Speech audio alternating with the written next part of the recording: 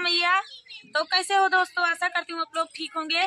तो आज सुनाएंगे आप सभी को प्रयागराज कुंभ में जो मेला महाकुंभ लगा है 144 साल के बाद जो लगा है, उसी के उपलक्ष्य में ये गीत गाया जा रहा है और बहुत ही प्यारा सोहर गीत है। सास बहू नोक झोंक सोहर गीत है प्रयागराज में जो महाकुंभ लगा है। तो देर न करते हुए चलिए, तो ये सारी हम सब तैयार है, सारी यूट्यूबर तैयार यहाँ आप सब जाइए नहाए हैं प्रयागराज में। और बड़े सौभाग्य के बाद यह कि 144 साल के बाद आया है। तो चलिए सुनाते हैं आप सभी को ये प्यारा सा सोहर गीत सास बहू नोक झोंक। मचिया ही बैठी है सासू तो बहू हरिया रजकारई, बहू हरिया रजकारई हो। सासू लागल प्रयागराज मेलवा तो चला चली नहाई आई, चला चली नहाई आई हो। सासू लागल प्रयागराज मेलवा तो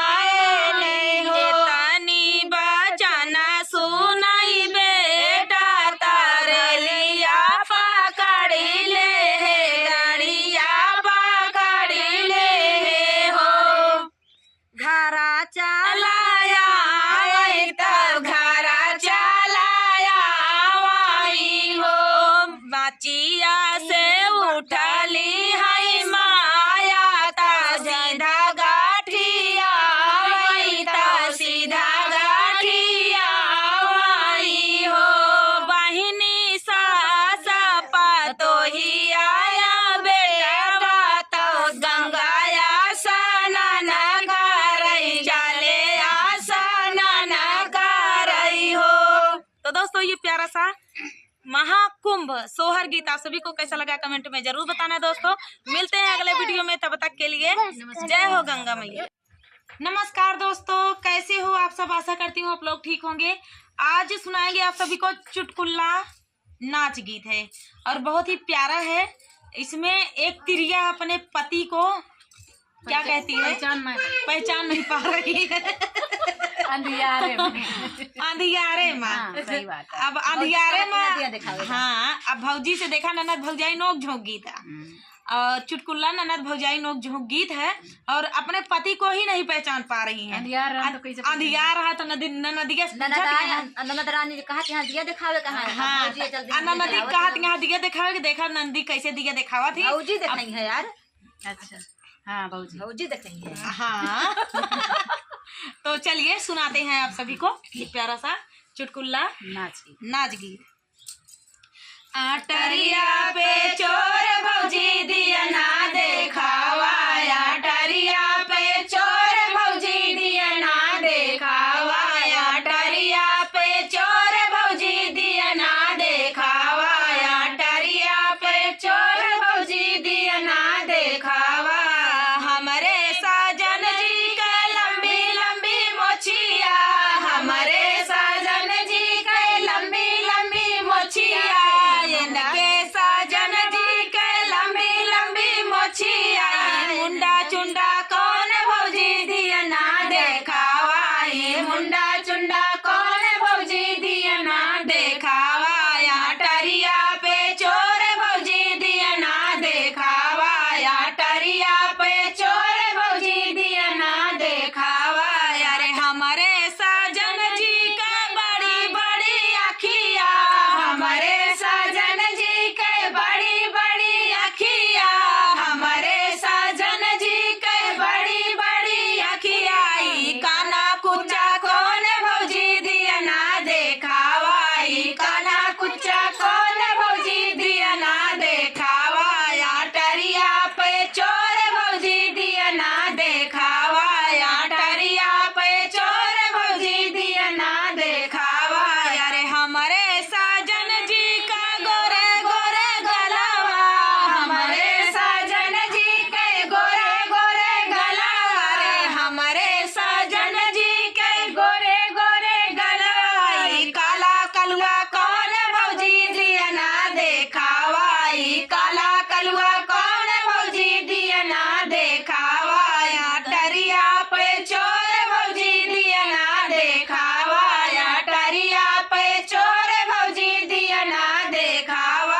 अरे हमारे साजन जी का लंबी चौड़ी हाइट, हमारे साजन जी का लंबी चौड़ी हाइट, हमारे साजन जी के लंबी चौड़ी हाइट, लंबी चौड़ी हाइट हो, लंबी चौड़ी हाइट, लंबी चौड़ी हाइट हो, लंबी चौड़ी हाइट, नाटा खोटा कौन भौजी दिया ना देखावा, नाटा खोटा कौन भौजी दिया ना देखावा, आटरिया पे चोर भौजी दिया ना देखावा, आटरिया पे चोर भौजी दिया ना देखावा, आटरिया पे चोर भौजी दिया ना देखावा, आटरिया पे चोर भौजी दिया ना देखावा।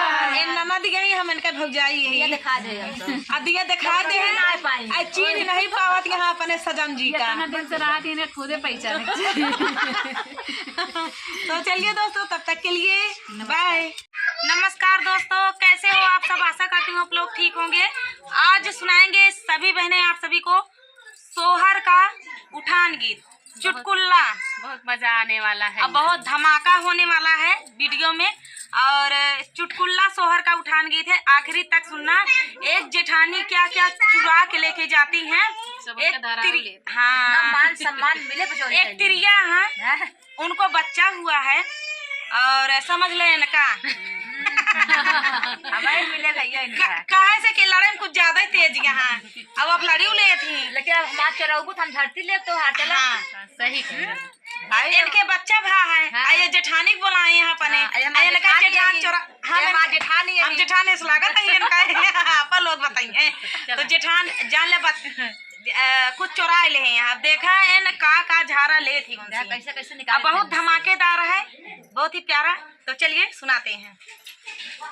आज हमारे घर आना जेठान रानी, आज हमारे घर आना जेठान रानी, आज हमारे घर आना जेठान रानी, आज हमारे घर आना जेठान रानी। सासू को नहुआ ननद जी को बरिया, सासू को नहुआ ननद जी को बरिया, जेठानी को तुम लाना हमार पिया, जेठानी को तुम लाना हमार पिया, आज हमारे घर आना जेठान रानी, आज हमारे घर आना जेठान रानी। सासू को खटिया ननद जी को मचिया, सासू जी को खटिया ननद जी को मचिया, जीजी को पलंग बिछाया जेठान रानी, जीजी को पलंग बिछाया जेठान रानी, आज हमारे घर आना जेठान रानी, आज हमारे घर आना जेठान रानी। सासू चली गई ननदी चली गई, सासू चली गई ननदी चली गई, सास चली गई ननदी चली गई। जेठान देखा इनके घरे का करा वो रुकी यहाँ टिकी यहाँ। सासू चली गई ननदी चली गई, सासू चली गई ननदी चली गई, हमारे घर रहना जेठान रानी, तुम हमारे घर रहना जेठान रानी, आज हमारे घर आना जेठान रानी, आज हमारे घर आना जेठान रानी। सासू को पैसा ननद को अठन्नी, सासू को पैसा ननद को अठन्नी, जीजी को झुमका दिलाना हमार पिया, जीजी को झुमका गड़ानो हमार पिया, आज हमारे घर आना जेठान रानी, आज हमारे घर आना जेठान रानी। में वो जीरा चोराली, झुमके में वो जीरा चोराली, कंगना में अजवाइन जेठान रानी, कंगना में अजवाइन जेठान रानी, आज हमारे घर आना जेठान रानी, आज हमारे घर आना जेठान रानी। चोली में वो मेवा चोराइली, चोली में वो मेवा चोराइली, लागे में गुड़ भेला जेठान रानी, लागे में गुड़ भेला जेठान रानी, आज हमारे घर आना जेठान रानी, आज हमारे घर आना जेठान रानी। कमरे से वो जच्चा जी बोली, कमरे से वो जच्चा जी बोली, तानी ठहर तुम जाना जेठान रानी, तानी से ठहर तुम जाना जेठान रानी, अब लेंगी तेरा झारा जेठान रानी, अब लूंगी तेरा झारा जेठान रानी, अब लूंगी तेरा झारा जेठान रानी, आज हमारे घर आना जेठान रानी, आज हमारे घर आना जेठान रानी। झुमका में से जीरा झराई, झुमका से वो जीरा झराई,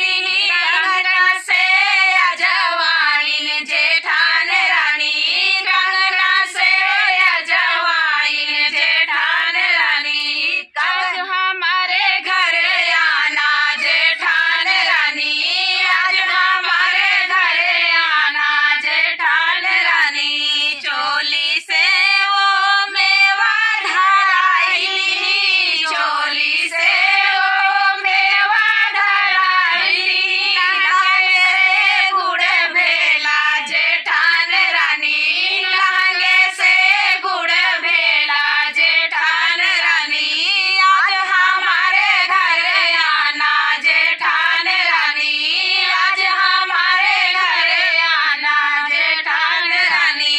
तेरा बात हम ससुर जी से कहा भाई, तेरा बात हम ससुर जी से कहा भाई।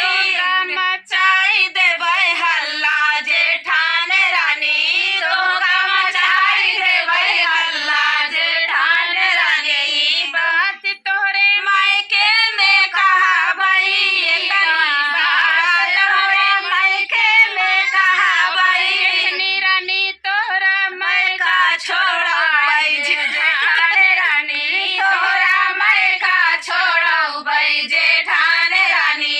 आज हमारे घर आना जेठान रानी, आज हमारे घर आना जेठान रानी। तब बतावा ले बोलाए के यह करिए का हमारे मायका तक छोड़ाए देते हैं। बताओ जेठान रहे हमका क्या फायदा मिला। इनका बोलावेगा मनसोनी का बोलाऊ झुमका बढ़ाऊ। अगर हमका यह पता होता तो हम क्या करें जेठान इनसे होशियार रहो। तो चलिए दोस्तों, ये तो गीत था, आनंद के लिए गीत बनाया गया, स्वरचित गीत बनाया गया। तो चलिए दोस्तों, मिलते हैं अगले वीडियो में। चैनल पे और भी वीडियो चुटकुला मजाक बढ़िया धमाकेदार गीत पड़े हुए हैं, तो आप लोग प्यार दुलार सपोर्ट बनाए रखें। तब तक के लिए नमस्कार।